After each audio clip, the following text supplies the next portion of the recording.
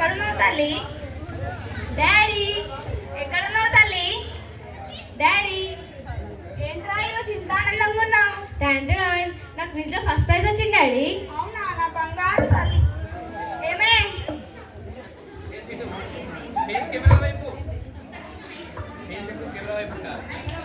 ఏమే ఏంటండి? ఆ స్వీట్ బాక్స్ తీసుకురా. వస్తున్నా. అబ్బాబ్బా ఏంటండి ఒకటే వరుతున్నారు? మన కూతురు క్విజ్ లో ఫస్ట్ వచ్చిందే. ప్రైజ్ వచ్చింది క్విజ్ లోనే కదా, ఏదో ఒలింపిక్స్ లో వచ్చినట్టు అంత హడావిడి చేస్తారు. ఏంటే ఒలింపిక్స్ అదొక్క?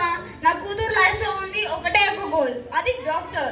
నేను కాకపోయినా నా కూతురు అయి నా డాక్టర్ లీజా ఎంబీబీఎస్ అయి నా పేరు నిలబెడుతుంది. ఎలా చిల్లాలి?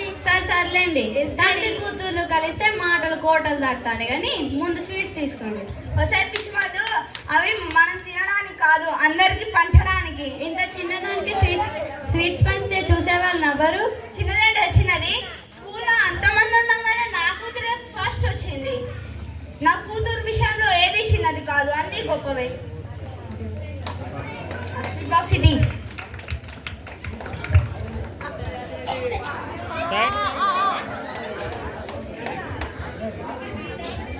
అబ్బాబ్బా రోజు రోజుకి తండ్రి కూతురు అల్లరి ఎక్కువైపోతుంది. కొన్ని నెలల తర్వాత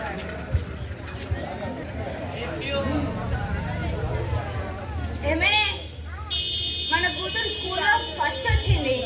అవునా, నా బంగారు తల్లి. వీటితోనే సరిపడతావా? వెళ్ళి డిస్ట్రీ పో. వస్తున్నా. ఇరుగు దిష్టి, పరుగు దిష్టి, ఉలాల దిష్టి, అందరి దిష్టి పోవాలి.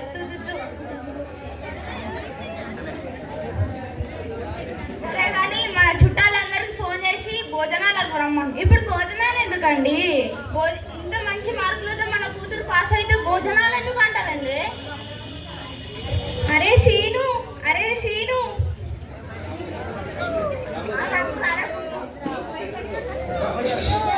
మీ పాప పాస్ అయిందారా? అరే పాస్ అవడం ఏంట్రా ఫూలు, నా కూతురు స్కూల్ ఫస్ట్ వచ్చింది. కంగ్రాచులేషన్స్ చిట్టి తల్లి. నెక్స్ట్ ఏంట్రా? అరే ఇంకేముందిరా, డాక్టరే, నీకు తెలుసు కదరా. ఆమె మనసులంతా ఏమీ కనుక్కోవారా నువ్వు? అరే అది చిన్న పిల్లరా, దానికి ఏం చదవదో కూడా తెలియదు. మరోసారి అడగబోతుందిరా.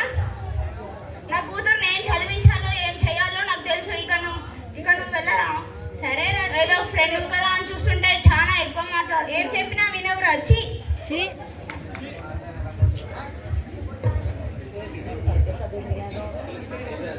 నిజా ఏంటండి అంత కోపంగా ఉన్నారు? నువ్వు ఏం చదవాలనుకుంటున్నావు? అది డాడీ, నేను ఇంటర్ అయిన తర్వాత నెక్స్ట్ నేను నెక్స్ట్ చెప్పు. ఏం లేదు డాడీ, ఎంబీబీఎస్ తీసుకుంటా. అదేదో ఇంతవరకు వాడు వచ్చినప్పుడే చెప్పొచ్చు కదా.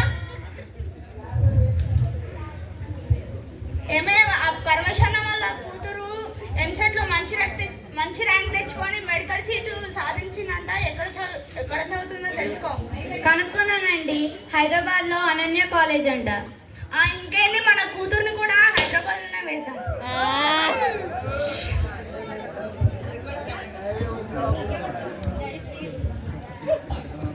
డాడీ ప్లీజ్ డాడీ, నేను మీతోనే ఉంటాను డాడీ, ఎక్కడికి వెళ్ళా daddy, please daddy.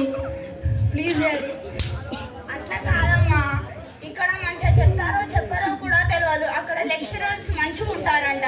Please daddy, నేను ఎక్కడికి వెళ్ళా డాడీ, మీతోనే ఉంటా డాడీ. చెప్తే అర్థమైతే లేదా?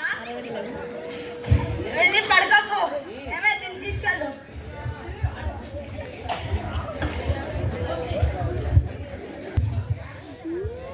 నేను ఇక్కడనే ఉంటా అంటే డాడీ వినటం లేదు.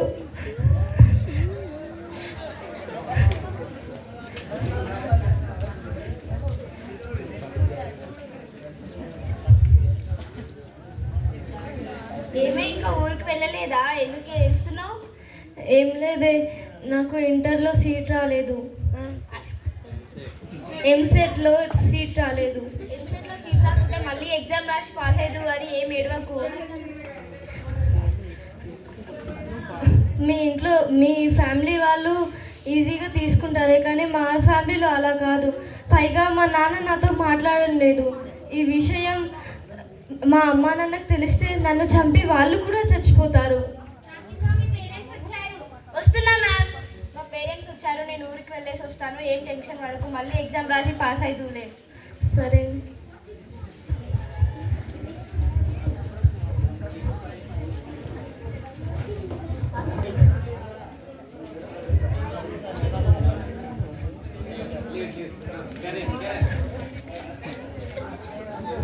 ఛీ, నీ ముఖం చూడాలంటేనే అసహ్యం వేస్తుంది.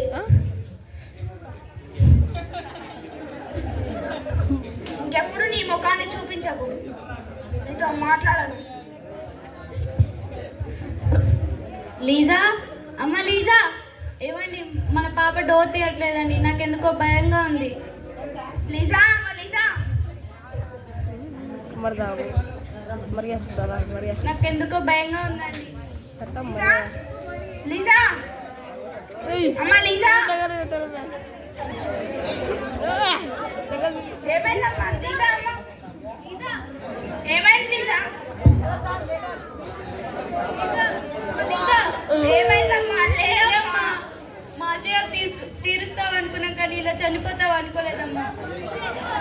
లీజా,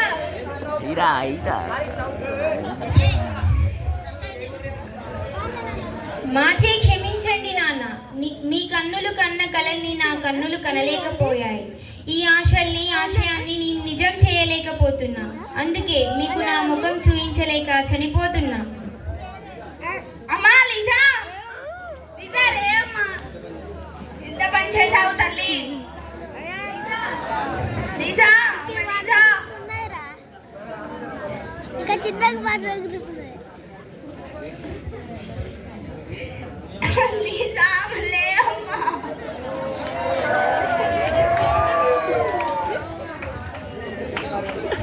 ఏమైందమ్మా? లే అమ్మా. అయినా ఎందుకు ఇప్పుడు ఏడుస్తున్నారు? మీరు కోరుకున్నట్టే తను మెడికల్ సీట్ సాధించలేకపోయింది, అందుకే చనిపోయింది.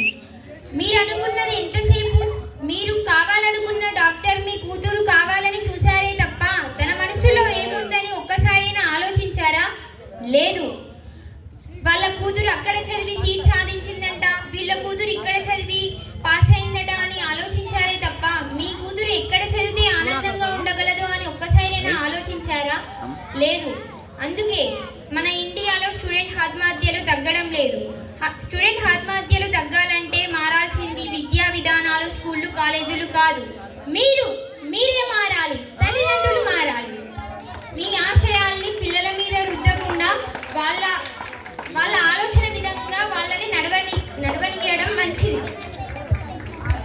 Thank you.